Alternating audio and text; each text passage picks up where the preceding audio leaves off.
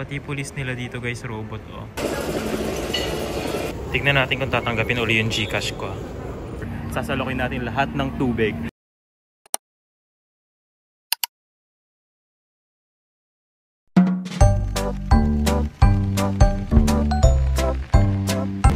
Hey guys! Welcome to my channel. Today, nandito tayo ngayon sa Singapore and this is my first time. Nagulat ako na fully carpeted ang kanilang airport.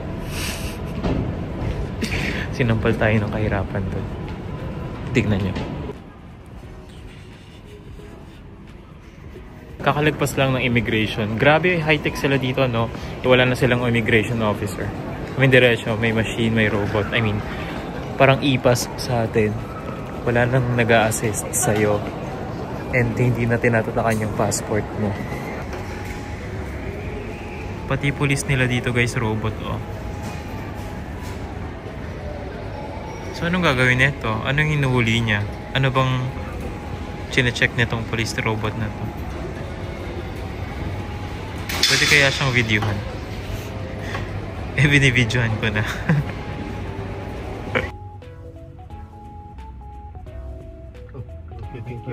Hindi ko kinaya yung taxi driver nila dito.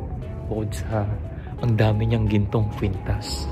Mukha pa siyang mas mayaman sa mga pasahero niya. Ma-accept siya ng credit card. Tapos nag-i-issue sila ng resibo, no? Here is the hotel. Mercure Hotel here in SG. Yung hotel niyo may weighing scale. Ano yung naiisip niyo? Maganda ba yun? Ibig sabihin man, dapat you should mind what you eat while you're staying at the hotel. Let's do a quick room tour. Tcharan! So when you enter, there's a huge mirror. Nandito kagad yung sink. Mabilisan lang to. Dapat 10 seconds tapos na. So we have also some toiletries here provided by the kind hotel staff. We have our drawers and we have a very tiny shower room and toilet. Magkahiwalay sila. I don't know why. But here is the sala. We have a small couch and other things are all over the place na. We have a very nice view of SG. We have a table where you can also work. We have telephone, all of the things you need. And then there's a loft. And then andun yung bed. Andun yung bed. And that's it guys. Thank you so much for watching. That's 1 minute. And that ends our room tour. Good morning guys. Nandito kami ngayon sa Mercure Breakfast Buffet. Ang nice dito kasi pwede kang gumawa ng sarili mong coffee. Diyan kayo pwedeng gumawa ng sariling coffee. They have cereals, salad, fruits, breads. Classic breakfast like ito, masarap po, potato, waffles, bacon, eggs, bread,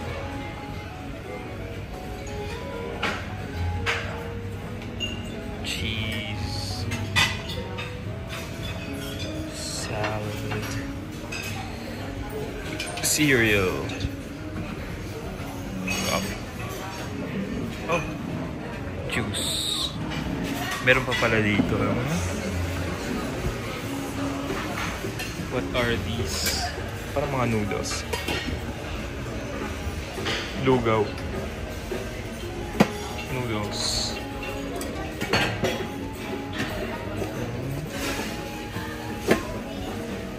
Chinese food.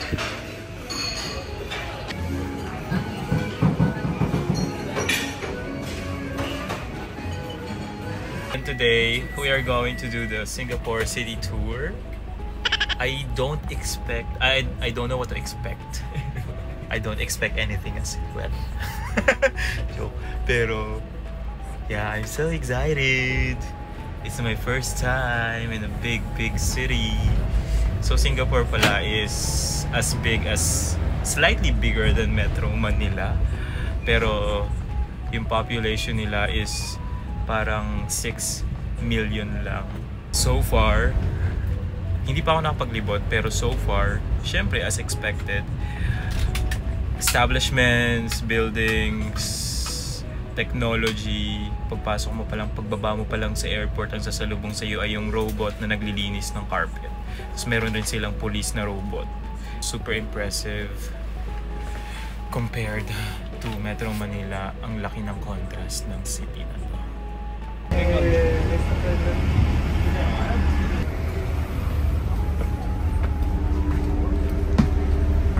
Every country, Singapore has its beauty and ugliness, and that is why today we shall examine some of this. Yeah, okay. Now you're thinking, is he just a doorman? No, he is actually one of the symbol of this town. Mr. Singh is 6'2" and above. Now, if you want to be like Mr. Singh, a famous person, again on your right hand side, if you look at this very tall chopstick-looking memorial, you're wondering what is this? Now, this is known as a.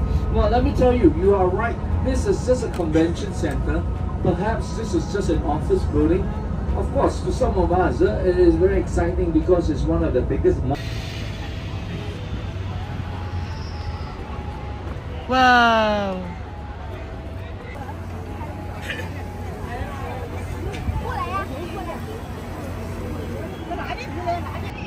That is the famous Marina Bay Sands building. Very iconic here sa Singapore. And nakikita nyo ba to? That is the most famous merlion in the world. Here in Singapore. And they say, sabi ng tour guide namin, na the water symbolizes wealth. Kaya marami dito yung makikita nyo nakanga sinasalo nila yung tubig para masalo nila yung wealth and maging mapera sila. So ngayon gagawin natin, since may dala tayong bag and may dala tayong tumbler, sasalokin natin lahat ng tubig. Ang dami lang ng tao dito, grabe. It's Sunday today, kaya medyo matao. For the second stop ng city tour, dadalhin nila kayo dito sa temple na to. So, we are gonna spend 15 minutes, around 15 minutes dito.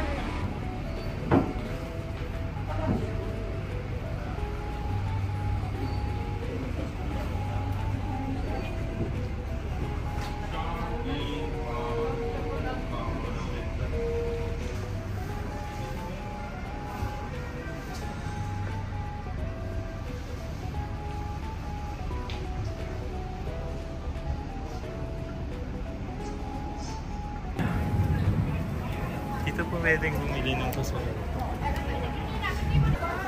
Let's go around. Let's go around this place. Mga keychain. More keychains. Uy, more tote bags. Parang ayaw pa bumili ng pasalubong kasi first day pa lang. Parang baka makakita pa ako ng mas mura sa 2 for $12. 45 for $50, so around 200 to 300 yung isa. Tama ba? Ay, may mga perfume din dito. 2 for $40.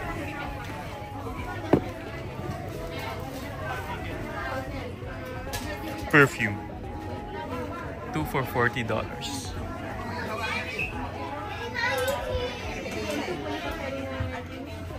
T-shirt. 2 for $30. It's always in promo is 2 for good for 2, no?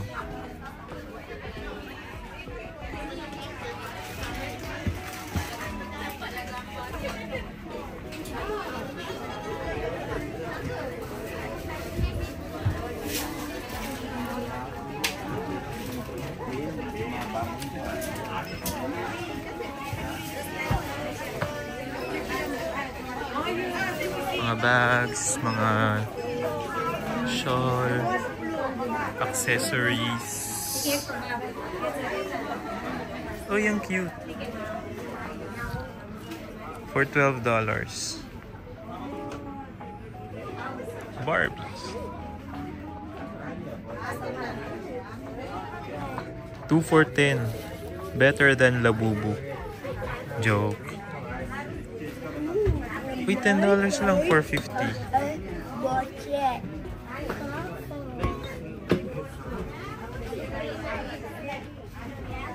Oh, ang cute.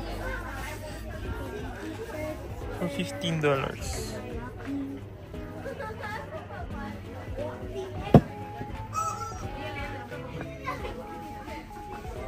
Mga pang bata. It's 2 for $20.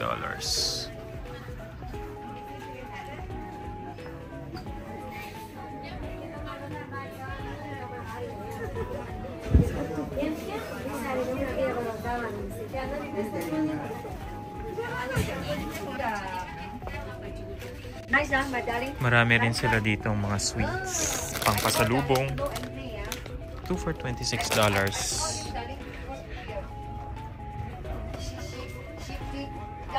2 for $18. Chocolate.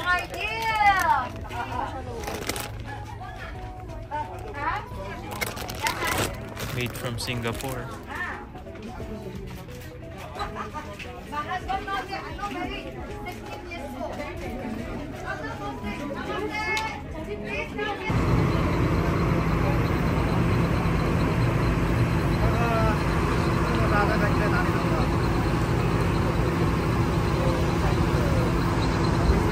Medyo maraming hiccup tong tour na to. So ngayon, binaba kami sa ibang place. Hindi dun sa hotel namin, kaya mag-MRT kami. Pero good thing is, may experience ko ng MRT nila. Tignan natin kung tatanggapin uli yung GCash ko.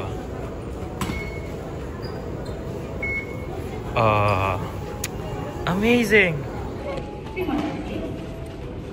Tinanggap yung GCash card.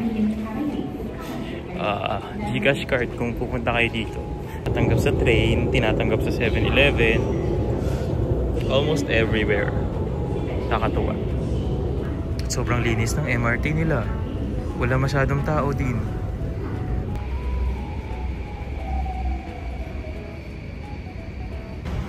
Common na dito sa Singapore na merong mga charger sa mga electric cars nila dito sa kung saan saan. Cute! For lunch everyone, we are here at Albert Center malapit sa Bugis Road or sa Bugis area. Nandito lang yan malapit sa pinagstayan namin ngayon. Meron dito kasing hawker place. So sabi ng tour guide namin, hawker means street vendors, no? Kaya maraming mga street vendors dito sa paligid. Yan yung mga nagtitinda ng pagkain.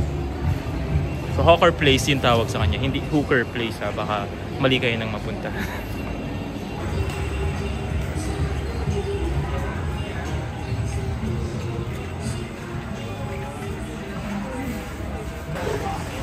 Try natin yung sugarcane juice for 1.60 in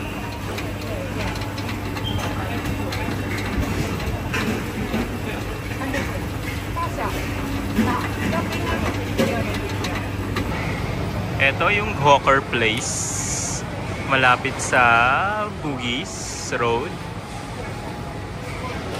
Ayan. And here is our food. Approximately $3, $3.5 per serving. Itong sugarcane juice, 1.60 Singaporean dollar. Itong hawker place na napuntahan namin, parang medyo lokal siya. Konti lang yung tourist ang nakikita ko. Siguro yung magandang indication na masarap yung food, no? Kasi medyo wala kaming idea. Yung pinipilahan, medyo tinamad lang kami pumili. Pero I feel na etong store na to, pinipilahan siya ng mga lokal. Magandang sign yan. Parang sila lang yung store na merong QR code. Pwede ka magbayad. So mostly ng mga store sa hawker place, cash lang yung tinatanggap. So may parang GCash pala sila na pay now yung tawag. Kung wala kayo noon, mag-prepare kayo ng cash before you go to a hawker place.